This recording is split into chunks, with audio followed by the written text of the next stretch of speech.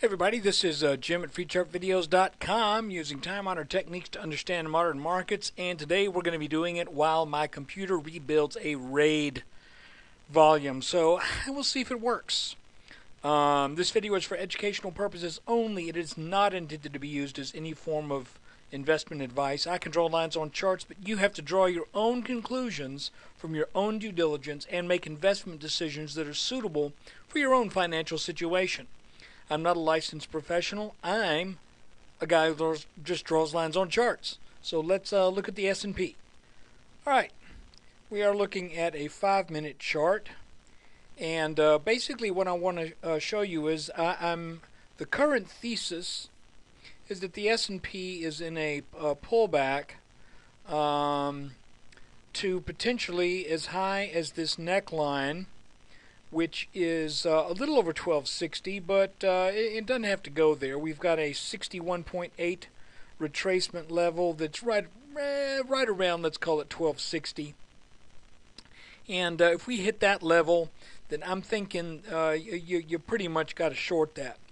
But here's what's going on that's interesting, is you've got what appears to be now an ascending wedge pattern. And what do we know about ascending wedges? Well, we know they're called bear wedges. And they're called bear wedges not because they go up. They call bear wedges because they go up with the high likelihood that it is setting up a downward move. So a bear wedge is called that, even though if you bought down here at 1101, you're looking at it going, why would anybody call this a bear anything? This is great. I'm making money on the long side of the market. But it's called a bear wedge because there is a highly likely outcome from this pattern. And that is that at some point it will break this bottom line. Let me extend that up a little bit more elegantly. It will break that bottom line and then in all likelihood come down to at least test the lows that were in place prior to the formation of this pattern. So let's look at this pattern in a little bit more up close detail. I made a comment, I think probably, oh heck, I don't remember when it was, but I made a comment that a lot of times when I have a question about whether something is a wedge or some other pattern, sometimes you can snap a line kind of in the middle of it, and if that line appears to give some technical significance, it's almost as if that line defines something that's internal to this pattern as it works its way up. And I think we may be seeing that. And what I'm looking at is this. Once we broke out of this diamond pattern down here, the markets came up, tagged this line, came down, hit this midline, came up, kind of wandered up lazily yesterday, today, and the call, by the way, was for a down day today, and it came down, bounced on this line, tried to rally up, basically, as some people might say, sort of closed the gap. I say it just made a natural rally where it hit gap resistance, and then it comes down, bounces on this line, kind of hangs around it, breaks that, comes back, tries to get over it, can't, comes back late in the day, tries to get over it, can't. So if this pattern is holding true, it is my guess that we get a touch on this line tomorrow. That's just a guess. Again, we look at this and we realize that these kinds of patterns are pretty frequent developments after large moves to the downside, and so I'm expecting. By the way, somebody got on to me yesterday saying, "Why do you keep saying I'm expecting this?" Or I think this is probably going to happen, and maybe I was kind of a smart aleck, but I said, well, the reason I say that is because those are the words I mean to use. So I'm not telling you. No one can tell you tonight what the market is going to do tomorrow. somebody can guess and get it right, somebody will make stupid guesses, and some people will make educated guesses. And my guesses are based upon what I see as patterns that are developing. And so I would expect a touch on this line tomorrow. Maybe, maybe not. But if this pattern is going to, if this pattern is correct, we're going to get a touch on this line. You know, it could be that we go sideways and we do it here. I'm not saying we're going to sell down hard and heavy or anything like that.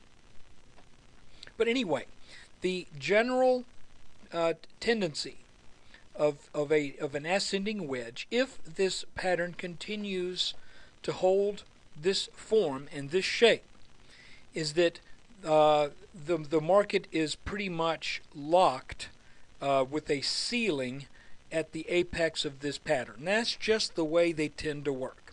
So let's say we move along for another 3 or 4 days and we just kind of wander up into this. You would notice that trading starts to get less and less volatile, and it also starts to become less and less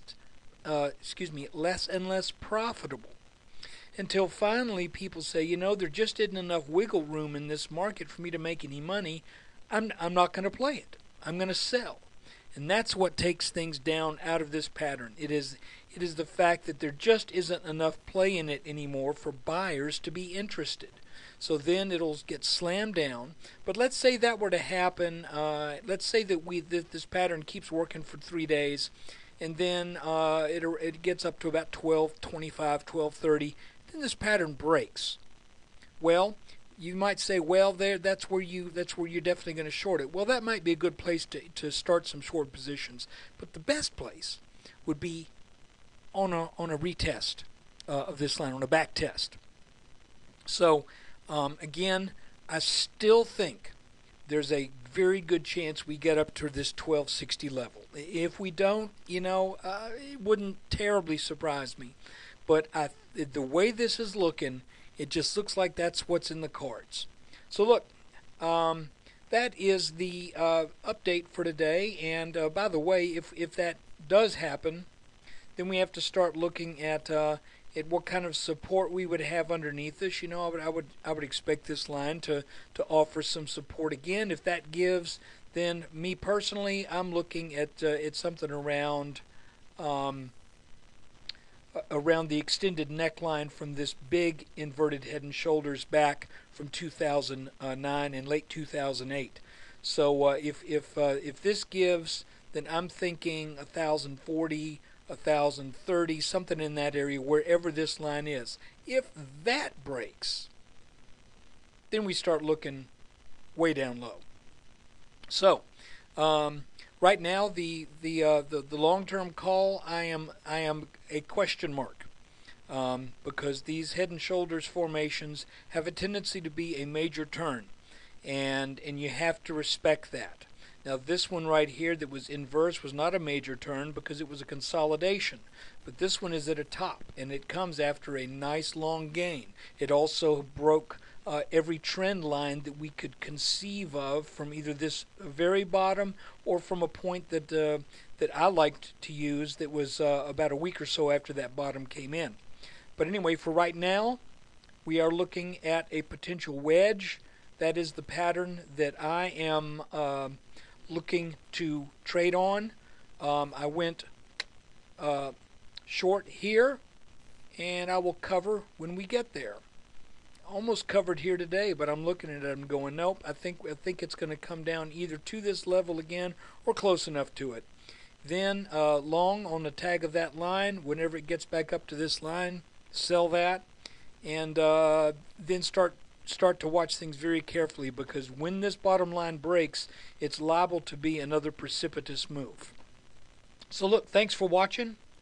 I hope you get something out of these videos. I know I have a lot of fun doing them, and it's certainly interesting seeing what the markets serve up on a day-by-day basis. Take care.